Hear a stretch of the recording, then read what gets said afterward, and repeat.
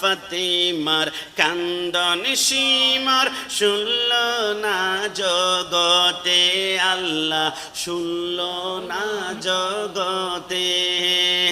কান্দে মা ফাতেমা, কান্দে মা ফাতেমা, হোসেন হারা শোকেতে। মা ফাতেমার শুনল না জগতে, আল্লাহ শুনল না জগতে। কারবালার জমিনে নবীর বংশ শহীদ হইল, সেদিন হইতে এজিদের দল ঈমান হারা হইল।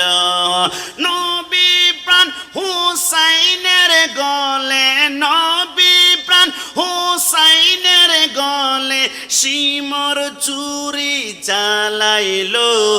মা ফাতেমার কান্দন শিমর শুনল না জগতে, আল্লাহ শুনল না শেষবারের মতন মা ফাতেমার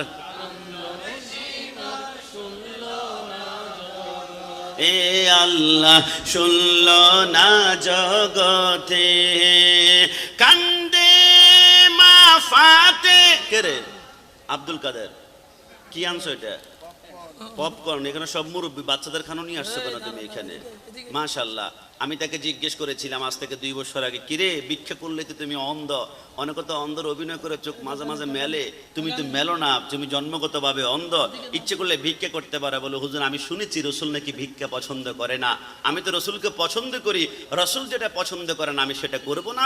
রসুল নাকি ব্যবসায়ী ছিলেন, এই জন্য আমি ব্যবসা করে রসুলের সুন্নত আদায় করি। সবাই জবান খুলে বলে মারহাবা। এটা সুন্নিদের আলামত। আর ওরা যদি হতো, তারা যদি হতো ভিক্ষার থালা নিয়ে বসতো, রাসূলের পছন্দ অপছন্দের দিকে খেয়াল করতো না। সুন্নিরা নবীকে ভালোবাসে, সুন্নত আদায় করার মাধ্যমে। এই কথার মধ্যে কোনো সন্দেহ নাই। একটু জবান খুলে সন্দেহ। কারবালার জমিনে 72 জন